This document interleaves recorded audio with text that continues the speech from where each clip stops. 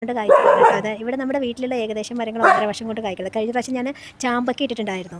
ചാമ്പക്ക പൂത്തതും കായ്ച്ചതൊക്കെ ഇട്ടിട്ടുണ്ടായിരുന്നു. ഇപ്പം നമ്മളിടുന്നത് പേരക്കയാണ്. പേരക്ക എന്ന് പറഞ്ഞാൽ ഇവിടെ പാലക്കാടൻ ഭാഷയുടെ കൊയ്യാക്ക എന്ന് പറയും കേട്ടോ. എൻ്റെ അമ്മയുടെ വീട്ടിൻ്റെ ഭാഗത്തൊക്കെ അടയ്ക്കാപ്പഴം എന്ന് പറയും.